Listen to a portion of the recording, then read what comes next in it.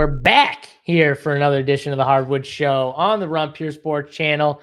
I got my boys, JBC and Big T, with me. 3-man crew here. And we got some takes in the chat here, Big T. What do you think? Big T dropping a deuce while we're late? JSU doing his hair? Or I don't know what JVC could have been. JVC would have been the one on the toilet, first of all. It should have been JVC on the toilet and Big T also on the toilet. Big T also on the toilet. Yeah, also on the toilet. So which one was it? Was it Big T JVC taking a shit? My dump cycle is the same every day. Right after I go my lunch, dump, and then I'm good. So if it was at 1:15, it would be dump time. But bro, nothing was funnier than one of the shows I did with Big T. I think it was a week ago or something like that. And JVC, after we got off the show, he's like, "Man, I had to take a shit." And I was like, "Well, why didn't you go take a shit?" And he's like, "Well, what do you mean?" And I was like, "Well, why didn't you just go take it?" I could have talked for a couple minutes. He's like, "No, bro. I would have been on that thing for a while. It wouldn't have been a couple of minutes." And I was I sit there, man. Like, my bad. Yeah, man. Shirt off, get the phone and shirt off, shoes off. Yeah, everything. Is that where the Twitter game happens, Tony? Tell us the truth. I'm always on the Twitter game when you're on the dumper. Nothing, no clothes on, phone in hand. Yeah, fully nude. Nude. Are you fully nude too when you take a shit, JBC? Oh, every time I'm fully. Most of the time. Yeah. Vast majority. I can't make fun of it. I mean, I get it. Even when I'm in I don't go fully nude when I'm in an airport bathroom, but the shirt's coming off in the airport bathroom and the hat. I can't I can't take anything off in the airport bathroom. Nothing. Look at the little hanger up. Yeah. The hanger is clutch. Are you kidding me? Yeah. Oh, no way. You don't take your shirt off in an airport bathroom. I'll take off all 3 layers. The jacket, it's all. Dude, I cannot go to the bathroom with long sleeves on, period. No matter where I am. What if the sleeve accidentally graces the dump? I mean, you can't have that. There you go. You either got what about if you're at your buddy's house? Oh, that's easy. You're butt naked at a buddy's house. 100%. When we were in Kentucky, I was definitely nude on the shitter the whole time. Yeah, it's the only way to do it. I would walk right in because my room didn't have a shitter, and DC had taken the master. I just walked right into DC's room, got naked as fuck in the bathroom, and took a shit. The best part about the underrated part of that, DC had the biggest room ever in that house. Yeah. The first night he slept on the couch. Yeah. Yeah, he claimed the biggest room and then went and he slept outside. Or outside. That literally sounds like draft cheat. Just picture it right now. It's exactly a draft cheat story.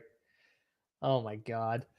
All right. Well, there's the first 5 minutes of nonsense. We got through it pretty good here. So hit the like button if you like hearing about Tony and JBC's shit cycle and no clothes on the toilet.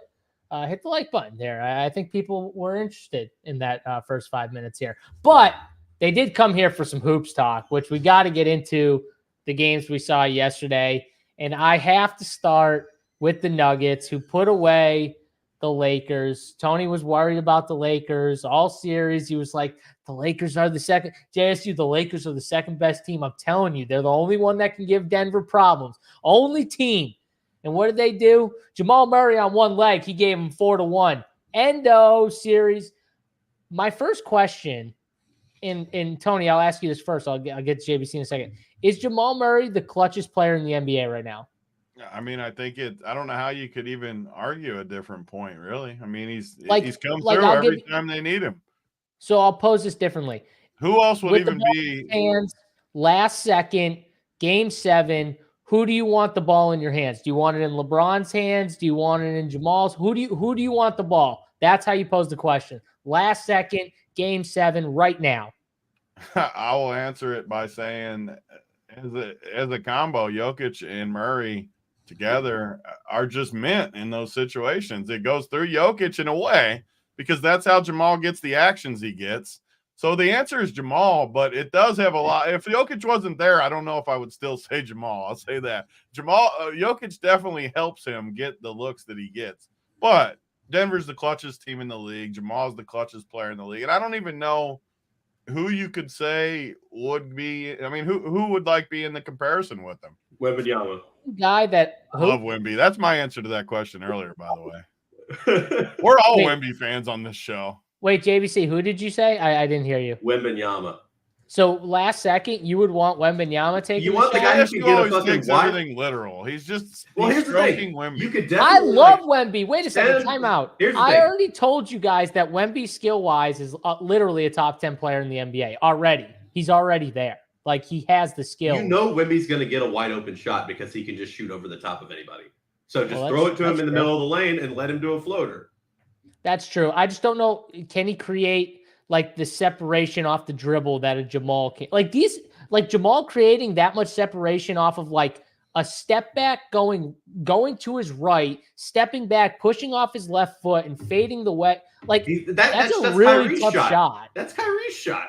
Kyrie's better at that shot. I would have Kyrie's pretty close second for me for clutch. I'll be honest. I love Kyrie at the end of games. That's a good because he doesn't give a fuck. Guys that don't give a fuck. Listen, I will say that the one person you guys won't agree with that I will say is Ant, because I know for a fact it's good. Because I know for a fact he's not afraid to take the shot. And most of the 95% of the time, you just want the guy not to be afraid to take the shot at the end of the game. Like you don't care if I miss. Tobias, I agree with that. Yeah. He's good. He's good. He's better than Embiid. I would rather have Tobias take it than Embiid. Yes. How much money did you say Tobias Harris has made or is making this year, JBC? You told me like. Well, I know his career he's made $250 million. That is fucking insane. Off of the NBA. Unbelievable. I mean, he's been, in all fairness, he's been a solid player for a long time. I mean, solid. Has he ever been like a star? Not a star, but I'd say he was the best player in Detroit. I'm sorry. Did you say Detroit, JBC? That was the only time he was the best player on the team was in Detroit. Yeah, in fucking Detroit. Like, no one cares about that. They haven't been relevant in forever. He came in at a very ideal time when LeBron was really peaking, and his contracts have lined up perfectly for him to get paid a lot of money. And he kind of had Philly, after Jimmy told them to fuck themselves, he kind of had them bent over the barrel where they had to pay him.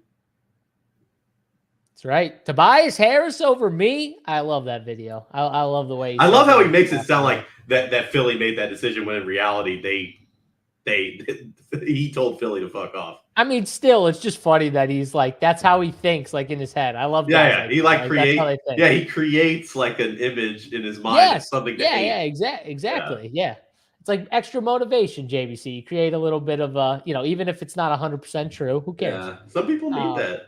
Yeah. For these players that are trying to build up like somewhat competitive advantages in their head and stuff like that, when, let's be honest, we nitpick talent-wise, but all these guys are amazing, like at the top. Like there's not much separating them. So a lot of it has to be the mental side that separates them in these like big series and games and stuff, which I fully believe. I will say, because you think about like, wanting to take the shot or like, being like scared to take the shot. And you think about it, and it's like, what's the worst thing that you could possibly do? Accidentally Instagram a fucking video of your wife sucking your dick. And Jamal Murray already did that. So what's he got to be afraid of? Clutch. I still think he did that on purpose just to boost his image. You think he did that on purpose? Dude, he could not have possibly done that on purpose because it was right at the beginning of COVID. And so he would have been in a house alone with his fucking wife for like 3 months after that.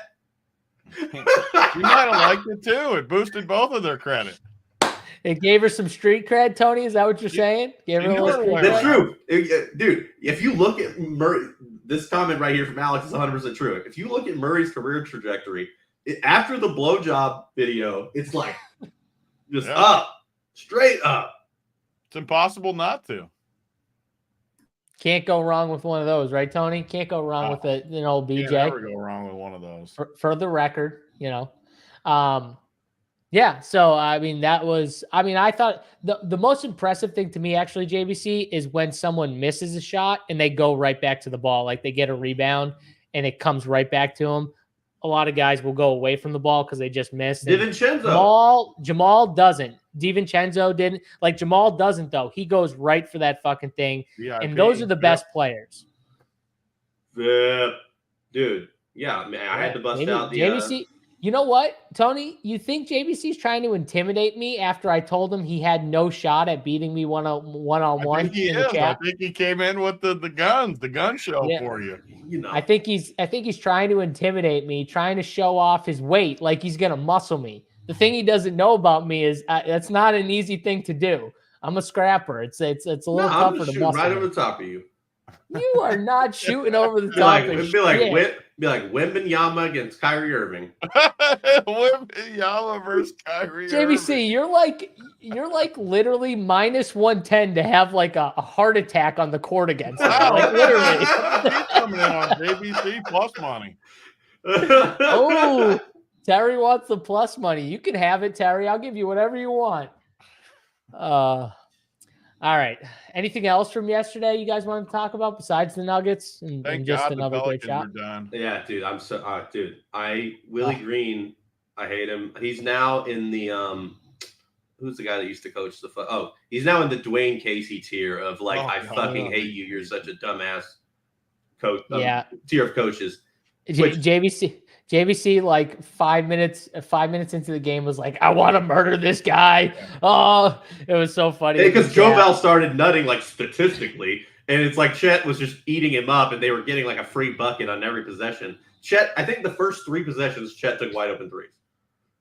Dude, Chet was open whenever he wanted to be open. Like whenever they wanted to get him the ball, like easy. Giddey was hitting wide open corner. He couldn't get to the corner in rotation quick enough. And Giddey hit it felt like 3 or 4 threes on Joval because he could not fucking rotate to the corner fast enough. And they played him at the end of the fucking game. Yeah, I did not understand. You deserve to go home if you do that shit. And Jordan Hawkins played in the first half. Najee Marshall was one of their best players off the bench in that game, and they didn't roll with him for longer. I couldn't believe it. There was just so many things. And Willie Green usually think about the play-in game. He fucking rolled with the bench for a long time when they were doing well. I don't understand what he was doing. I don't get it. The only thing I do know is that Brandon Ingram sucks, and I told you guys before the series, and I'll tell you guys after. He sucks. He's not a star. He's not a superstar. He's terrible at basketball. He takes the hardest shots in the NBA history, and he fucking is awful. End of story. Yeah, bad DFS play, bad NBA player, bad overall. Bad. I'll take the heat on Brandon Ingram. This motherfucker sucks. Although yesterday what really fucked everything was just everybody got hurt. KCP got hurt. Hawkins got hurt. He did not lift his arm over his head for an entire 12-minute stretch of the game. I can't believe he came back, too. He tried to gut it out. Ron would have killed him if he hadn't come back. Oh, yeah, that one hurt me. Tony, I know you're hurting from some of the stuff yesterday. Anything in particular that you want to talk about that hurt your feelings? I've had a bunch of bad takes the last 3 or 4 days. I'll be honest. Some of my takes haven't gone great, but that's the good part of DFS. We bounce back, come back today, and try to get after it today. I was happy the Nuggets closed it out, though. Yesterday. Yes, I do. I like Peyton Pritchard. And Peyton Pritchard had a solid 8.8 yesterday, okay? He went over the projection. That's over. He went over. 8.8. That's right. That's right. And I didn't play him, but he went over the projection. That's all that matters. All right. Over 6 and you're good, Peyton. Just get us over 6, baby. Mangone's got you, though, JSU. Mangone. I mean, come on. First of all, Mangone, you should definitely have me because this dude says fuck Mangone after every single show we do at the very end of the show. I don't even know if Mangone realizes it either, that JVC's been doing it on every single show at the end of the show. Yeah, I know what it is. So if BI was shorter, JSU was like BI's too tall and lanky for JSU. That's true. Fuck that guy. I hate all tall people, includes Tony and apparently JVC because he's so fucking tall too at 5'9". So I hate all tall people. If you're tall, I don't like you. If you're short, we're brothers and I love you. That's how this goes. Kevin said it's a bit. I thought it was true feelings. I mean, I do kind of hate him, but All right. Yeah, Haka is already ruled out for tomorrow's game. That's not good for. Please let that series get over too. Like, just get. Yeah, dude. Like Spoelstra, great coach, but for DFS, goddamn, I hate him. Oh. Boston is in. How about Bam Adebayo yesterday, pussy? Oh, you can talk about him real quick. You tagged me 9 times about He got 35, 73 straight games, and then I got tagged the 54 piece yesterday. 54 piece. Yeah, he played literally the entire scrub time too. On top of it, like, oh my god. VIP. The funniest part about this this comment here is like literally, I haven't bought new clothes in years. Like, I still wear the same stuff I wore 10, 12 years ago when I was fucking 20. That's how you know JSU works out all the time. I don't have to buy new clothes because I got taller. I got to buy new clothes because I got fat. Yep, me too. Yeah, it's like I remember I bought my I think I might have told this story, but I bought my first XL dress shirt the other day, and my wife took one look at it and she looks at it and she goes, "Oh, we going up in size." We going up? Damn, I like your wife. She's calling you right now. She's my cup of tea right there. I love that. Oh, that's so funny. Actually, so the only new clothes I actually wore, this is one of them, but they're all bought by the same people, my wife's parents. They're the only ones. Every like Christmas or birthday, they'll buy me a piece of like, you know, this is like a sweat, I guess a sweatshirt type thing, but like, yeah, they'll buy me like a piece of clothing because they know all I wear is my stuff from my high school and college years, even though I didn't go to college. But yeah, so this is nice. I like this clothing, but. Anything else here that we want to talk about before we get into these games? Oh, be near sitting courtside tonight? No way. No way. If courtside's his living room, he is. I don't know. He's always on the sideline at the Giants games, right? I thought that he was like in doesn't he own a restaurant or doesn't he work at a restaurant or something? A restaurant or something, I think. Yeah, I think he owns a restaurant. So I think he watches a lot of that shit from his restaurant. If I remember correctly. I don't know. I could be wrong here. I remember him posting a video from the front row at the Giants when they were losing 50-0 to Cowboys in week 1 last year in the pouring down rain, and he was still there at the end of the fourth quarter. Oh shit! See, he doubled me up. He owns 2. My bad being there. Fuck. One more restaurant than you own. Are they all in New York, like in the city, being there? One more restaurant than you own gyms. He just said. This is true. Actually, my family owns 1 restaurant, so he owns one. JSU's family owning a restaurant was like minus 5,000 in my mind. Do you know what type of restaurant? It's definitely an Italian restaurant. You know it, baby. It's called Roma's, and it's in that Italian strip street in Rhode Island. If you go like in Rhode Island, that there's like one of those streets where it's all those Italian restaurants just lined up, and you just walk down the street, and there's like 25 of them. Yep, that's where it is. So, yeah. Pizzeria in Long Island. Okay, in Long Island. So if I ever go to Long Island, I'll hit you up. I don't know if I'll order pizza, but my wife will order pizza. She loves pizza. So there we go.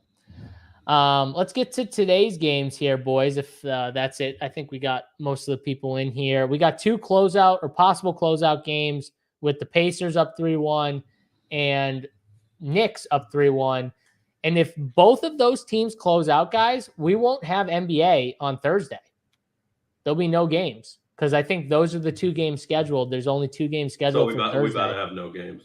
And yeah, so this will be interesting here because I always like basketball on, but I am rooting for the Knicks and I am rooting for the Pacers because those are the 2 teams I bet pre-series. I will say too, just as a side note, the Celtics better be fucking worried about the Knicks because with no Porzingis, I actually think he's really hurt. If he's actually hurt, they're screwed. Like, the Knicks could definitely beat them. Just a side note. Sorry, JBC. Who? I said Tubby's fucking killing me in the comments. Tubby? Oh, that's too long. I can't read all that right now. Yeah. Keep going. Just keep going. The man? The steak man, the man. That's our guy. He gets us the steaks, gets it done. Yeah. Yes, that's 100% true, Tubby. That is accurate. 100% true. All right.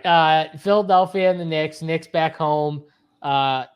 Tony, I'll start with you here. Is the closeout game, is it happening tonight? Are we getting the Knicks ending this series tonight against Philly here? I think they're, 4 or 5 point favorites? 4, yeah. If I remember. Yeah.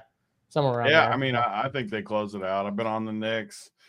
I hate Philly, though, so it's tough for me. I do feel like this series has been close, though, so even the 4, I feel like it's another close game. I think the Knicks definitely win, though, and they're just better. Like, Philly was so bad in that fourth quarter. I have to take the Knicks tonight. Yeah, I agree with you. I think it's the Knicks. I think this is the end of Joel Embiid for the year, and we'll see him next year try and play until he gets hurt. But I think the Knicks do roll. Well, I don't know, roll, but I think they win and cover in this game, and I will be betting the Knicks. JBC, which side are you on for this game? I like the Knicks too. And you don't like hearing shit like Joel Embiid and Kelly Oubre both miss shoot around because they're sick. Like that's not a great sign either. I was interested in you guys' takes on that. Like Embiid with the migraine, that's tough. But Oubre seems like he's actually sick. So I'm wondering if that might affect them at all, how many minutes he can play, and because the most effective strategy they've had in this series is running that zone with Oubre at the point. And I don't know why they went away from it after game 1 and game 2 when it was so effective. But they need him on defense and they need him on offense. So if Oubre isn't playing or is somewhat compromised, that's even worse. Yeah, I definitely think that.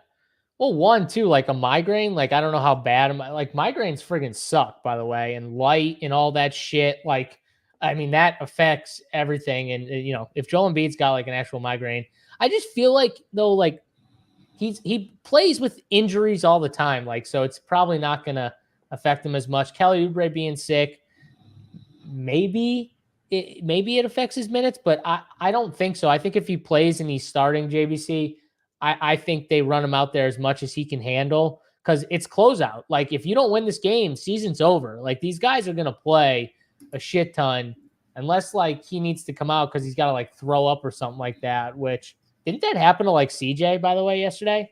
Just randomly got sick and had to leave the game for a sec. I mean, whenever that happens, I think it did, but whenever that happens to CJ, I get worried because of the lung thing. You wonder if he's just struggling to breathe. And well, they said he was sick. They said he was visibly not feeling good, sick. So that's why I said throw up. Maybe he didn't throw up, but yeah, I don't know. I think if they're in, then they're playing full minutes, but it might affect their game. I mean, who the hell knows? I mean, that's something I don't think you can predict. Tony, do you put any stock into no shoot around for these guys and not feeling that great? Yeah, I mean, we got to pay attention to it, but I as long as the spread stays where it's at, and I don't put that much into it. Yep. I agree with you there. So let's, Tony's got the Saber sim up. Let's go through each team here since we all agree we like the Knicks tonight. We got Philadelphia, first team here. Tony, I see you started to adjust some of your numbers as is. Who are guys you're lower on here at the top or higher on? I mean, I'm not crazy high on them in general. I like Maxey, obviously. Embiid's always going to be in play just because the foul. It is crazy too that last night, not to go back, Jokic and Jamal shot that many times and didn't shoot a single free throw, and they still won. That's pretty crazy. Because Embiid, do you think that could ever happen to Embiid? It's impossible because he falls all over the ground and it's just crazy. And some of those contacts, like the one they overturned on Jokic, where it was the actual block of it was maybe a jump loose ball, but he was getting literally mugged the whole way to that position. Just crazy. But I don't want to derail us again. Embiid, I mean, he's going to shoot a bunch of free throws. The league has to like this series, so I have to like them, but I just don't like Tobias much. Oubre, I do weigh Oubre being sick more than Embiid. Just he's a role player, and he's not going to get some of the benefits Embiid gets. Lowry, Batum, I don't like Philly. I'll be honest. I don't see a lot out here. The only thing would be sorry. Oh, I was just going to say, do you think someone like DeAnthony Melton could steal more run? That's exactly what I was going to ask. Yeah, he finally played. I mean, how many minutes did he get? He got 7 minutes, and it was kind of like a random 7 too. Like all of a sudden he was just on the court and you're like, oh, what the hell, that they're playing Melton? Like, I've had horrible luck guessing like these bench guys all playoffs so far. I just haven't guessed right. I don't like Melton, but that doesn't mean he can't get a boost in here. I just feel like Lowry's actually been pretty good. I just feel like they run these 5 for the most part, and get get Batum some running and campaign a tiny bit if you need offense. I don't know. I don't see the Melton play, but anything can happen at 3,300. That's the only reason why I said it. And this is also what I would think too, is like Matty Ice is saying, like, why not? Might as well throw anything you have. Like at least Melton, you can play some defense, and Melton's their third best player. Yeah. I mean, yeah, Tobias is not anymore. Tobias is so dust. Yeah. Yeah, I don't know. I think he's someone that if I was 150, I would definitely keep him in the pool. And I just feel like the later these series get, the more these rotations just condense, and like I just struggle seeing Melton being on the winner. I don't know though. That's fair. I mean, they went away from Buddy. Could they go away from Campaign and just give all Campaign? They basically went away from Campaign last game. I think he played like 14 minutes again. It was like a weird run though. Like he didn't play much in the first half, and I don't know his exact sequence. It was during that sequence at the end of the third quarter, beginning of the fourth quarter, because I remember I was sweating. I needed Precious to beat him to win the showdown, and he got pulled out pretty quick, and Precious got left out there. Yeah. I would think Campaign should DMP, and they should just roll with Melton. They didn't play Buddy last day. I would say he just DMPs too. But, maybe I'm wrong. I could definitely be wrong here. The Philly side for me, I get if you want to play Embiid. I probably won't be. But Maxey, I do like Maxey here in New York. He's going to play as much as his body can handle. I mean, he's technically the only one of the top guys that isn't banged up. And he was just sick too, like 2 games ago. Two games ago. But now he should be good. I mean, like, should be fine. He played 43 minutes in that game. Like, he's fine. He scored 42. And seriously, though, consistency-wise, 45, 63, 45, 42. And he's played 41 to 44 minutes in all those games. Like, that's pretty consistent. So he's probably my favorite if I just have to pick one. But I'm not that high on Philly as a team. I like the Knicks a little bit more. I'm not on Tobias. Tony, you didn't really talk about that mid-range at all. Is there anyone in that mid-range you can play? I just don't like that. Just that late game is just so much better to me. I just don't want much from this game. I think it's a defensive game. I think they play it close to the vest, and I just know we can get easy buckets in that late game. So I just don't see it. Don't get me wrong. In my 150, I'll have some of these guys, but I don't like Philly. I do not want much of Philly. JBC, is there anyone that you see from Philly that you want to like bump, you want to get more of than the field? I mean, it would be Tobias, and I always end up over on Tobias because 5,500 is crazy, and he's going to play, but God, he fucking sucks. And, but at 5,500, 29 or 30 is probably good. So, Tobias could easily do that. You asked me 2 days ago in chat, what makes a condom play?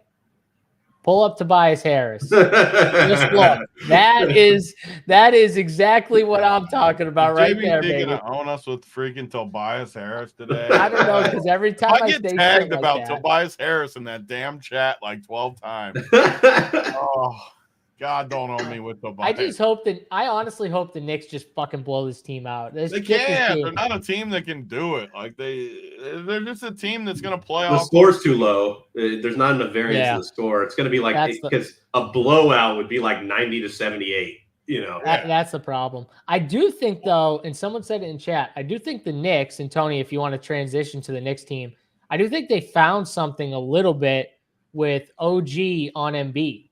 And just saying, like, why haven't they done this already? I know they're 3-1, so they've been winning, but it's like, what this works. They're always going to show their adjustments, though. Yeah, I'm alone. That's the funny thing about the Lakers series. He's like, I haven't even used some of our adjustments. We were planning on using because we haven't needed them yet. They don't show everything right away. I think this was their like ace in the hole. Let's put OG on him. Let's end this thing.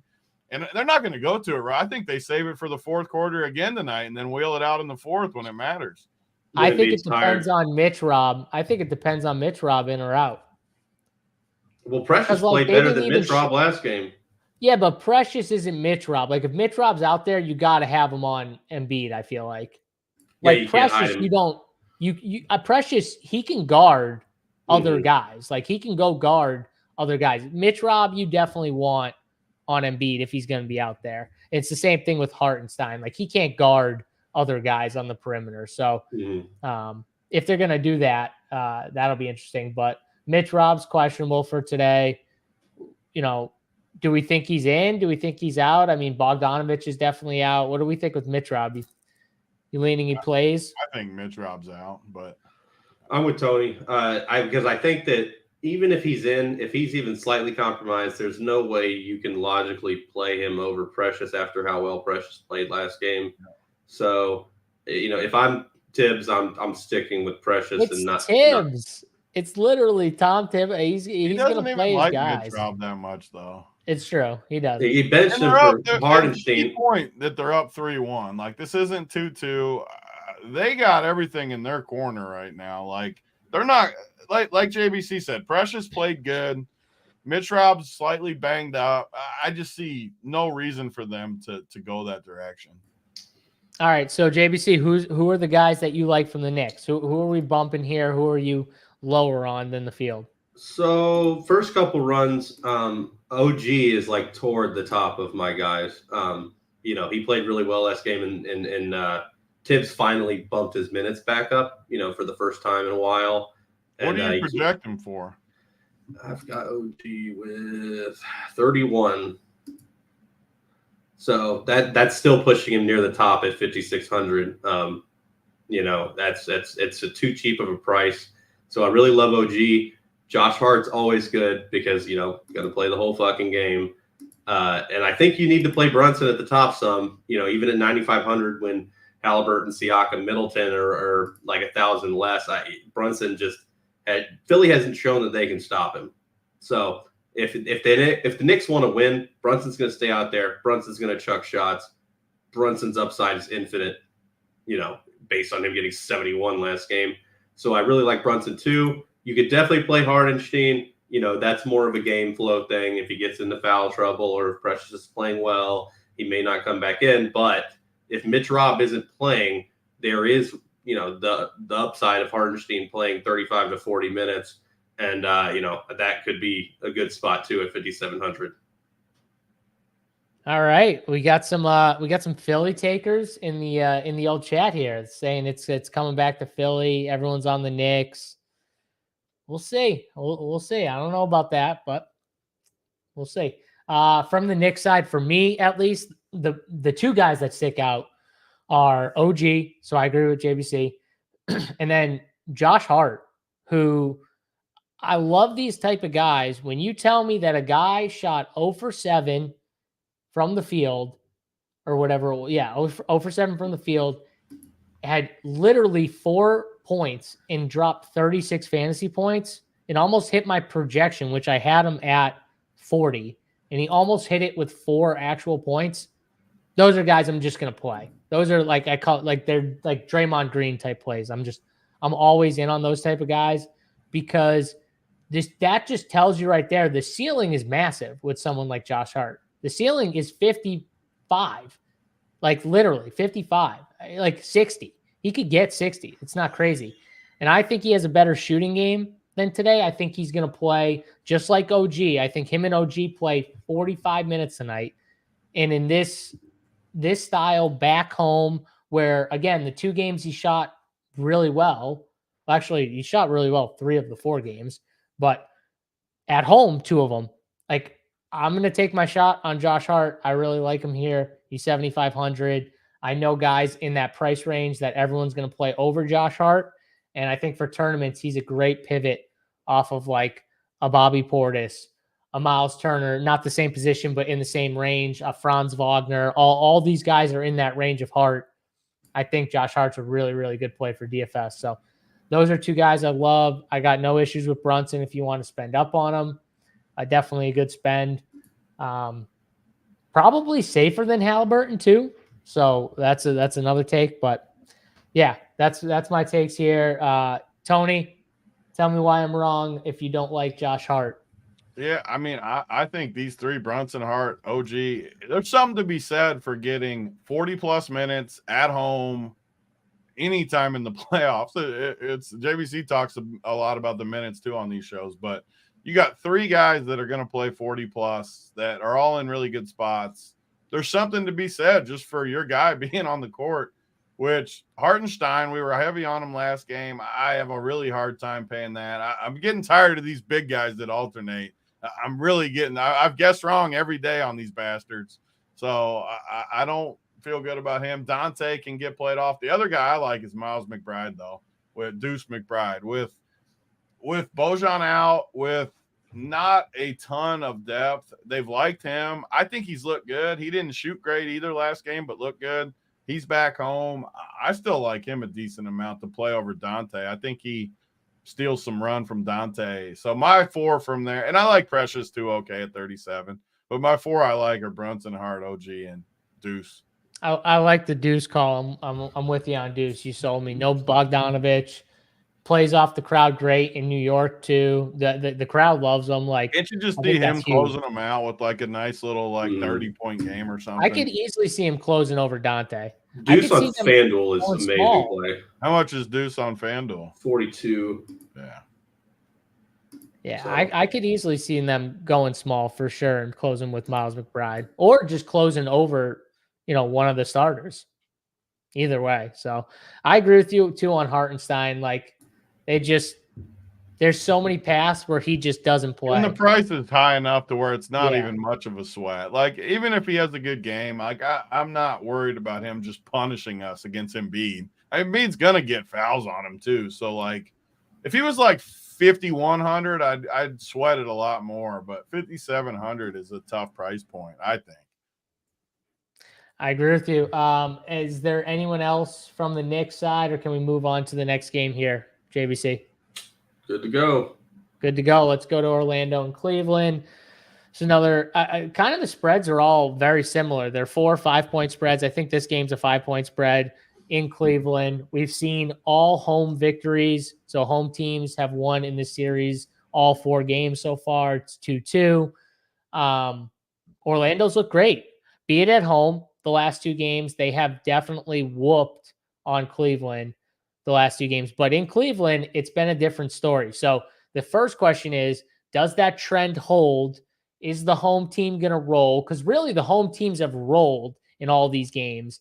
Or has Orlando actually found something between games 2 and 3 and are just going to continue to roll from that momentum here? Tony, I'll throw it to you first. What do you got? I definitely think this is a home game series. I think Cleveland wins, Orlando wins, and then Cleveland wins in game 7. It's just how it's gone. 2 younger teams, 2 teams that don't really know how to grind through on the road. Like, I really can't see this group of guys going into Cleveland and beating them. So I'm going to lower a bunch of these guys, and I'm going to hire a bunch of assuming Jared Allen. Everything changes if Jared Allen sits for me, because I think I'll flip it to Cleveland real quick. I mean, if he sits, I think that does hurt them a decent amount in this. So I could actually see that meaning. And I don't think it's a dead set that he plays unless, I mean, you guys know more. You pay attention more during the day than me. What's the status of him? I think he's fine, personally. I think he's going to play, but I mean, could be wrong. I mean, I could be wrong. I mean, the only person that knows if he's going to play is him and the trainer. It just sucks because, like, he's got to be one of the best plays if he's in there, just like JSU talked about the first couple games. I mean, he's going to crush if he's in. So, and if he's not, probably a cold lock. And like you said, though, if he's out, I would like Orlando in the game. I would bet Orlando, honestly, if he's out. Like, I think that's how much it changes. Score is my issue. Like, you put Orlando on the road, they just can't score. Well, and I brought up this to you. I think I was talking to you when I brought this up, or it might have been on a different show after they won. But I talked about, like, literally Markelle Fultz was like a plus 20 the last 2 games. Cole Anthony was like plus 18. Like, you're not getting that type of bench production on the road most likely, right? So the starters have to do even more, right, Tony? It's kind of more of like, on the starters. So can they do that without the bench? Because the first 2 games, Cleveland bench, even though they weren't great, they were a plus and they gave them something. And then the last 2 games, Cleveland bench gave them nothing. In Orlando, it like flipped. So whose bench is going to win? It's probably the home bench, right? Even though Orlando's bench is probably shockingly better than Cleveland, as crazy as that is. I think Orlando plays more guys too. I think Cleveland condenses even more tonight and just plays these guys. I mean, I don't think they go as deep as they have. Like 7 guys, pretty much. 7, 8. But those, I mean, those even 6 in Okoro. Yeah, exactly. 6 in Okoro, and I don't know. I struggle to see Orlando scoring. I whatever their team total is, I want to bet heavy on the under for Orlando. All right, JBC, what do you see here? Do you see the home team rolling? Yeah, I mean, especially if Allen plays, but even if he doesn't, I still like Cleveland in this game. As far as DFS, I really like Cleveland. Out of my top 10 guys right now, Jared Allen, Garland, Mitchell, and Mobley are all in there. That's the guy you're going to own me with tonight because Garland is dog shit. You're going to tag me with him 12 times tonight because the last 4 days you've owned me with a guy like Garland. I can't – he hasn't cracked 30 in years, and he's going to own me tonight after you just said it. It hit me. He was playing well last game until they started getting killed. He didn't get the run. If he had gotten full minutes, I think he would have gotten to like 40, 45. 40 or 45. He played 32 minutes and got 28. Yeah, he would have played the whole fourth quarter. So you're just, oh God, you are going to own me with him tonight. I can see it coming. But a lot of that could have had to do, with Suggs and everything going on with Suggs. But I like these plays on Cleveland. These prices are great: 8,100, 7,000, 6,700, 6,100, all really good prices. The one big difference between FanDuel and DK is that I really like Max Strus on FanDuel at roughly, at 5,100. So he's pretty much the same price as he is on DK, but obviously that means a lot more on FanDuel. So I like Max Strus on FanDuel, even with I've only got him at 22. So I like Cleveland a lot tonight. Orlando side, it's like Tony said, they're going to have a really, really hard time scoring. The only guy that can fucking shoot the ball, apparently, is Franz Wagner. Banchero's been really just dusty at shooting this series. So, maybe he can get it going from 3 or something, but I just, I don't see him scoring very much. So the only guy on Orlando I have more than 15% right now is Wagner. The rest, I got Isaac at like 14, but other than that, don't really like any of them. Other than the 2 cheapies, you could definitely play Cole Anthony and Fultz. If they end up getting the same kind of run that they've been getting, that's just such a low price point that I think you can play them. Yeah, I think the one guy definitely from Orlando that I want to be lower on that I think people will chase is Franz. And I know he just came off the 60 burger, and so everyone's going to see that. He had the massive game, be it at home. I'm just going to be lower on him. I mean, we were playing him in the beginning. He was 6,300, 60. Now he's where he should be, like in the 7Ks. You know what I mean? That's probably where he should be, between 7K and 7,500 in that Josh Hart range. And I'm just going to hope that he just has like a, decent game, but nothing like killing. Like, I don't think he's going for 60 again. That was his one like ceiling game that he probably will have in this series. If anything, it would be Paolo, but I just don't really love Orlando. I kind of agree with you guys that they're going to struggle to score. The cheap guy that I'll play is Mo, just because he's still cheap at 3,900. But these damn bigs. You got to quit these bigs with me, Mo. We got to quit Mo. JSU. We got to quit. I just can't play Wendell Carter. I just can't play Wendell Carter though. I can't. I think the guy's Jonathan Isaac. I don't think the road impacts Jonathan Isaac as much as other people. He's at least got the 2 ceiling games of the series too in the 30s. He can block shots. The coach got some bad reinforcement because when he played Isaac, they were on the road and they lost, right? And then he's like, "Oh, we need to make a change. I'm putting in Wendell Carter." and they win the 2 games, even though it had absolutely nothing to do with Wendell Carter. If anything, he hurt him. Right. And now he's thinking in his head, oh, I should be playing Wendell Carter when you should have just fucking stuck with Jonathan Isaac. Yeah. So yeah, Isaac is way better than Carter and Wagner. Like from an actual basketball standpoint, Wagner can obviously get buckets, but he's nowhere near Isaac on defense. Jonathan Isaac is actually like super talented. That everyone he's very good. Just because he had that like bad injuries and then like, you know, didn't play for years pretty much. But like Jonathan Isaac is actually talented. He's very good. Yeah. So I agree with you. All right. So we're lower on Orlando, Cleveland, JBC kind of like Darius Garland, I think. Mm-hmm. I think we all like. I'm already pre-tilting that you're going to tag me with Darius Garland. I'm already pre-tilting. I don't want to add to Tony's hate for Darius Garland, but I hate Darius Garland. This has been so bad. I can't do it. But Jared Allen, we can all get on board with. I'm fine with going to Jared Allen here. So Darius Garland's been fucking sucking for me for like 2 months. So I mean, he's gotta be hurt or something. That's what I was thinking. The odds are that one of these games, JBC, is going to fucking come out. And like I can already feel it. I can just feel it freaking coming. What about like, I just like Karis LeVert, Max Struss. I just don't think play them in DFS. He's going to have a game here and there where he makes shots. But yeah, I would bet like him over like 4 or 4+ threes or something like that. I would just go bet it. Yeah. Like honestly. Well, he could stock his way to a big score on FanDuel. That's why I like him over there. Yeah, he could. Definitely could. All right. So we're all kind of lower on this game. Blowout run. Mo did not get the blowout run. They gave it the whole series. Dude, honestly, I don't even like Mo. I like Mo when they're behind, even if they're getting blown up, but from behind. I don't like Mo when they have a lead. When they have a lead, Mo doesn't care. He'll just like let Fultz and Cole Anthony shoot these terrible shots. In the scrub time half the time anyways, though. That's true. They brought in Gogo with like a few minutes left last game. So it's right. He doesn't even get there. You can have Mo to yourself tonight. Mo, I'm done with the 15 minutes for 16 fantasy points. It's probably what he gets, 15 minutes. I'm freaking done with it. If he beats me, he beats me. I'm done with him. It's fair. All right, fine. Fuck Mo. Damn it.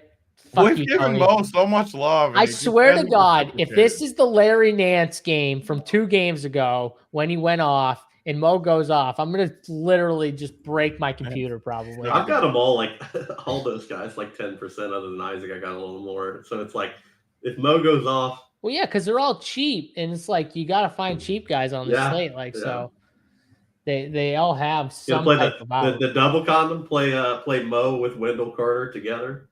I thought you were going to say Darius Garland with Tobias Harris because I'm definitely playing Darius Garland. JBC's condom core is Darius Garland and Tobias. Dude, I love that. Condom core. The condom core. I love that. That's amazing. We need that on the site. The condom core is just the cash game. All the 40-minute guys that don't do anything that just crush. That get 20 to 23 fantasy points. Yeah, those guys.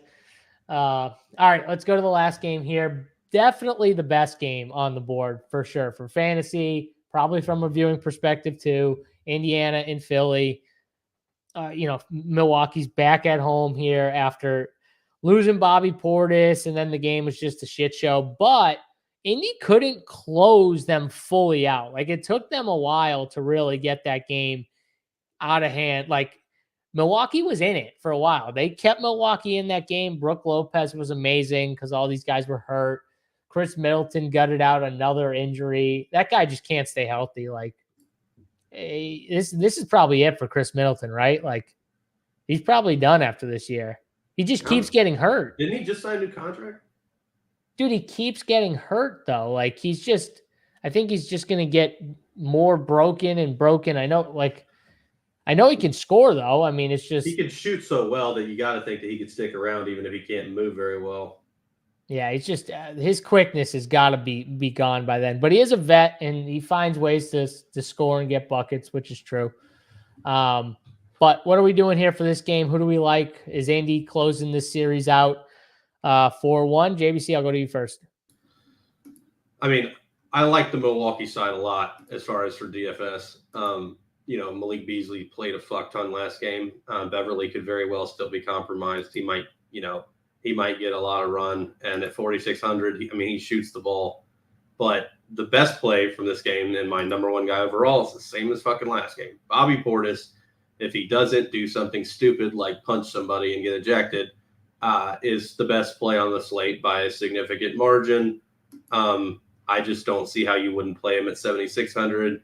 He should be up there with your Halliburtons and Siakams, just because they don't have anybody. I mean, this is all presuming that Lillard and Giannis are out, but other than that, those two. Next highest guy I got in Milwaukee, Brook Lopez, and I got him coming in at like 30% of my lineups right now on DK. He had a really good shooting game last game after Bobby got ejected. He wasn't doing much before that, so that really bothers me to an extent. But I still think he's a really good play. You could definitely play Middleton, even though he's expensive as hell, just because somebody has to fucking score and the Pacers don't play defense. Connaughton's still cheap. You can play Connaughton. Patrick Beverley, I want to play Patrick Beverley, but I'm concerned about him being restricted and not being able to, really move as well as he should be able to, because he's already not that good on offense to begin with. And so I've got him a little lower, but I might end up bumping Pat Bev by the time we get to lock. Yeah, no, Bobby definitely gets crazy eyes, because that no one's got crazier eyes than Bobby Portis. That man, I don't know, how the hell could anyone, Andrew Nembhard instigated that entire situation, and then he fucking shoves Bobby after Bobby shoves him off of him. And what do you expect to happen? Bobby Portis is going after you, and then of course he gets ejected, and Nembhard just gets a T, and that's it. And fucking he stays in the game, and Bobby goes out. But I hate that shit. That's something that clearly was kind of planned. I'm just gonna grab this guy. I know what he's gonna do. He's gonna push me. Maybe I get a T or draw a reaction. And of course you will, because Bobby can't hold it back. I hate that stuff though. It's Bush League, because it should have just been one tech for the whole thing. Shouldn't have been one tech for the shove and one tech for the fucking slap down he gave on his fucking head because he was small. But if I was Nembhard, I'd be worried. No, for my safety. You won't be worried, because Bobby knows that he can't get ejected in this game. He's already. I'm in after the game. I can do it in the parking lot. He's Tony, gonna end up Drew Eubanks. Andrew Nembhard coming in from the parking lot with bruises all over his face. He's gonna end up like Drew Eubanks in the tunnel, dude. I see him as the guy that gets in his car and runs away. Yeah. He's screaming medic as he's running, just in case Bobby catches him.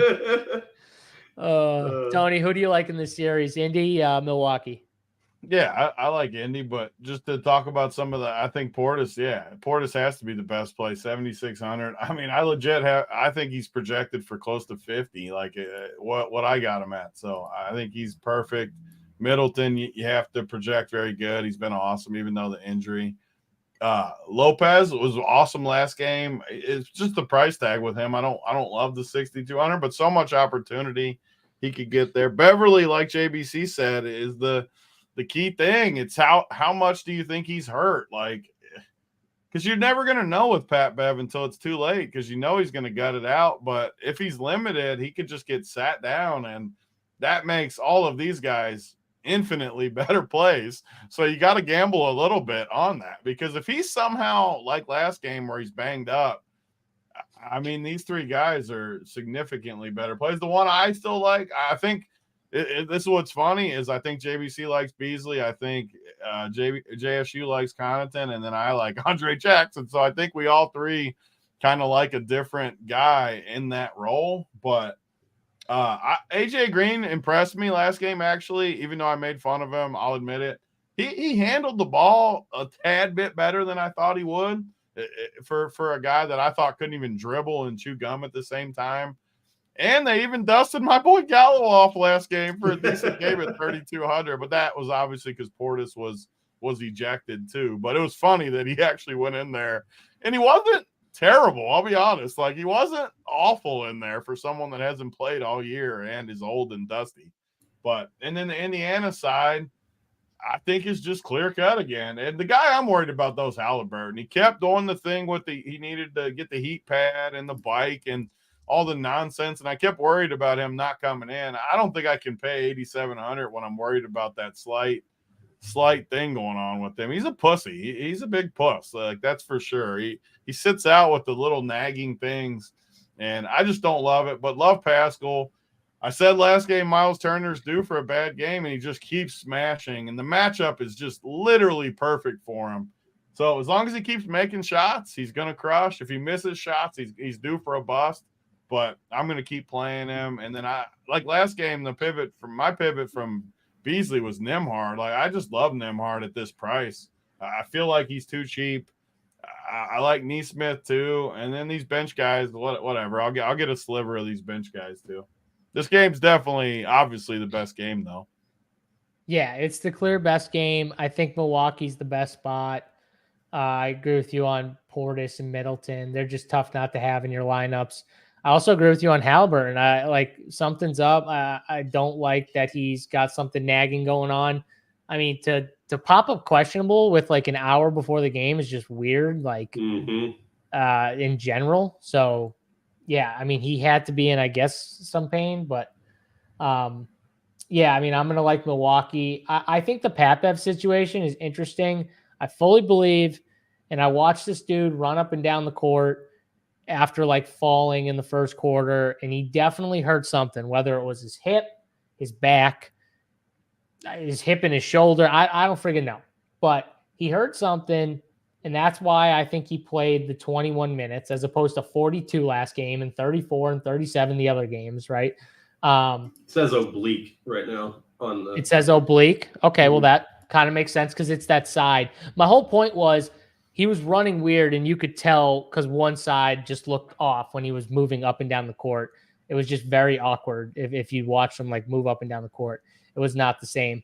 So he was clearly injured. I don't think he's fully healthy. I think he plays because Pat-Bev is not a pussy.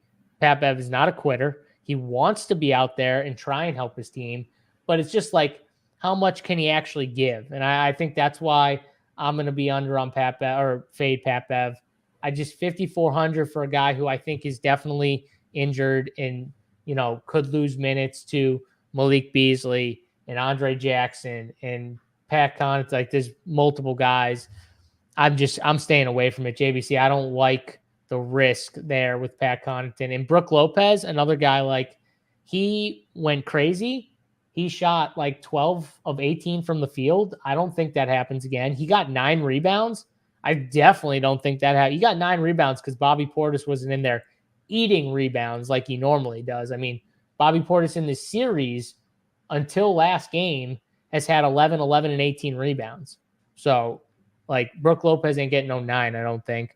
So it just comes down to, does he hit shots? If he does, it's kind of like what Tony was saying with Miles Turner. I just think Miles Turner is better because Brook Lopez can't actually guard Miles Turner. Like, literally shouldn't be out there guarding him because he just gives up wide open. He can't get out there on the perimeter. Yeah, he can't get out there on the perimeter. So, and he doesn't want to, but he can't anyways. So, I mean, Miles Turner is definitely a good play. I'm not going to play Brook. Andrew Nembhard's been good every single game the last 3 games. I mean, I keep saying, like, he can't keep doing this, and he keeps doing this. So you probably want a piece of Nembhard. You know what I mean? They're playing him a shit ton right now, and he's playing really well. The one I'm back and forth on is Aaron Neesmith. Like, he's the one guy. He's just above Nembhard. How do you guys rank Nembhard and Neesmith?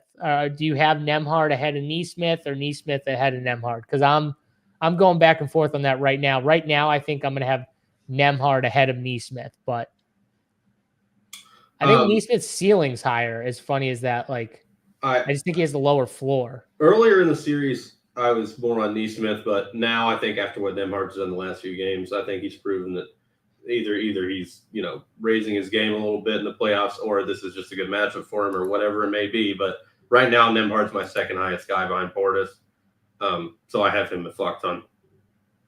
Yeah, Tony, do you have a take on Nembhard, Neesmith? Because they're kind of similar. Way. I think Nembhard's more skilled. Neesmith's probably a better basketball player just overall, but I got Nembhard ahead. And the price difference is just slight enough to make a difference too. I got Nembhard. I like both. And what about Pascal? That was the other guy. No one brought up Pascal. Tony, I assume since I was going to say, I assume if you're not on Halliburton, you're similar to me where you like Pascal at the similar price tag of 86. Pascal's had a few rough games too since like I said, I've had some bad takes the last 4 days. I talked him up like he should score a ton. He's had 2 straight mediocre games. I think he bounces back tonight though. Portis being in helps him too though, because Portis is a bad defender. So I think he bounces back tonight. I like him a lot. Yep, I agree with you there. And then the Milwaukee cheap guys, I think is really tough because you don't know who benefited from Pat Bev only playing 20 minutes, who benefited from Bobby Portis, getting ejected. It's kind of harder to evaluate that. So you got to kind of make your own predictions. I think Tony has to take that Andre Jackson played because Dame was out. I have to take that he's better than those other guys, and he's he is. He can't shoot. I think he's a good defender. I think he can create. I think he can do everything but shoot. You just got to know he can't shoot. My point is, though, if Bobby goes back to playing 40 minutes, whose minutes does that affect? I think it affects those. Hold on, let me pull it back. It's got to be Beverly because he can't play with Beverly. That would be my take. Like, I think just looking, I mean, obviously Portis, Middleton, Brook are going to play. I just think it's Andre Jackson, and I think it's Andre Jackson. I don't think Portis impacts it as much as other people do. Okay. Yeah, because I want to like Andre Jackson. He looked better. Can create? No one. And that's what I mean. If I think Pat Bev's hurt, I think he's the perfect one because I think Pat Bev is actually the guy he benefited from the most, to be honest with you. I think Pat Bev playing 20 minutes was Andre Jackson's most benefit to like playing 25, having the ball in his hands more, creating more, because that's what he does. And playing that good is gonna help like going forward. Like you have to weight that a little bit how good he played. Yep, I agree. I mean, they have to do something. Like they haven't played well almost all series except for that first game, really. Like he's got to do something. And someone like Andre Jackson, at least they're going to play hard when they're out there and shit like that. Like, and he played well. Like, I think you got to give him another shot here. So one thing I want to touch on is I don't think it's a 0% chance that Giannis goes out there tonight. Oh, that's an interesting one too. Just because that changes the entire slate. Lillard, I think, is done with the Achilles, but like Giannis, there's a decent chance that I think like 45 minutes worth of game, Giannis is like, "Fuck you, I'm playing. I don't care." That would change the entire slate too, because if he played, all these guys would be terrible. They'd all be terrible. They'd all be way overpriced, Tony. Right? Like you can't play Middleton at 8,500 if Giannis is in there. Yeah. So I mean. I don't even know if I could play Bobby at 76. Like, honestly, like the only guy you can play is Brook Lopez out of the whole fucking team. He would get a nice boost from Giannis playing. Yeah, he would. So, and I think it would hurt guys like I think that would actually hurt like guys like Pascal 100%. It would hurt. It would hurt everybody. It would hurt a lot of people. Yeah. Yeah. Other than TJ McConnell because he's invulnerable. Hopefully that doesn't happen, JBC. Now JBC's got in my head that Giannis might actually. If Giannis fucks the slate up, I mean, and it's a late game too. He can really do a number on the slate if he just went in late. All right, well, let's just cross our fingers and hope that doesn't happen, please. But all right, that's Giannis plays. We're not even talking about that. We're not. No, nobody will play Giannis. If you want to root for it, it'd just be. You would switch all of your Milwaukee over to Indiana. Yeah, that's what we're saying, Gabriel. Not that we're like excited to play Giannis. He just kills the value all around. He kills everyone. Yeah, exactly. Like if I told you right now, Giannis plays and no one knows till 8:01 tonight that it happens, would you jam these first 2 games and just take your chances that you have enough edge? I mean, I knew for a fact that no one else would know but you. Oh, if no one else knew but me, yeah. I think. Well, okay. If you were the only one, I think I would play Giannis if I knew ahead of time. So JBC jam the first 2 games and play and jam Giannis. Right. But the other problem is Halliburton being hurt. If Halliburton sits, TJ McConnell's going to get 40. TJ McConnell would definitely be the best play of the slate. And I'm glad you just said that because I wanted to say this on the show. Even last game, I was like, man, McConnell, he could just smash. All it's going to take is pussy Tyrese to get a little sprain in his back where it's a little sore, and he's going to go to the locker room, and TJ McConnell is going to nuke. I can see it coming. Rick Carlisle loves that motherfucker, too. He loves him. He fucked his wife or something. He stays out there all the time. JSU can't wait to play TJ. He tries hard. I don't know why you guys are like, I don't know how this guy could get minutes on an NBA team. He's 5'9" and he's out there playing hoops with these guys. I give the man some credit. It's honestly way more, in my opinion, that is way more impressive to me that he's even on an NBA roster and playing with these guys than just about anything else these guys do on a daily basis. Like a Make-A-Wish kid out there, man. Oh, fuck you guys. He was so good in college. You guys hate on all short white guys. Like literally, all I am a short white guy. We are not that good. I'm not saying we're great. So that's my point though. So when one short dude goes out there and he actually is okay at basketball, you give him his props. I mean, come on. I liked him at Arizona. I know he's not white, but you know who I used to love was Nate Robinson. I hate when people would rail on Nate, and I got his flaws, but man, he was so fun to watch. That is not TJ McConnell.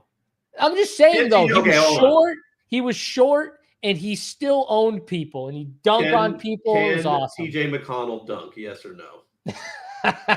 Tony, no, what do you think? We know that. We know the answer. Every dude in the NBA can dunk, but that's just my guess. You think TJ can actually dunk?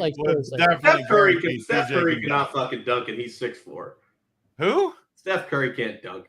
Steph Curry can't dunk. Get out of here. No, stop. Jokic could barely dunk. They froze your ass on my screen, JVC, for that tape. They literally froze you. That was Steph Curry saying, like, fuck you, Mark. I'm freezing your ass. I can dunk. I don't think TJ McConnell can dunk. Gabriel, what are you on? What are you on the good stuff today? Beauchamp? Oh, man. Unless you see, like, a blowout, like a 50-point blowout. That's the thing with this team. I don't even think he'd fucking play in that situation. Well, he got run at the very end of the last game. Like at the very end. These slates, you're not winning with like a 9 from Beauchamp. There's too much upside out there. Yeah, TJ McConnell. TJ McConnell, I like the TJ McConnell call a lot. TJ McConnell, though, getting you like 25, you could definitely. I had a ton of TJ last slate, and again, I'm in like the 30s. Like this fucker, I've just given up. Like during the season, they were playing him over Nembhard, and I was like, you know what? Fuck it. Okay, if you want to do that. We'll play TJ McConnell at 7,000 off the bench, and then he'll play 22 minutes and he'll get 60. Dude, if you told me TJ McConnell was getting 22 minutes, I'd jam him. I'd block him. Yeah. Like TJ's gonna crush. Watch Halliburton just like he'll gut it out, but like he'll like suck, and they'll just put TJ in. You said it. Carlisle loves TJ. He loves him. He fucking loves him. Dude, all right, we're in. TJ play. Such a good price tag, too. TJ's a great play. Yep. I like it. All right, we found some gems here. Tony's already probably given away his play of the day, but I mean, we can do it one more time here for the people. I don't even know what my own play of the day is, so I don't know how I gave it away.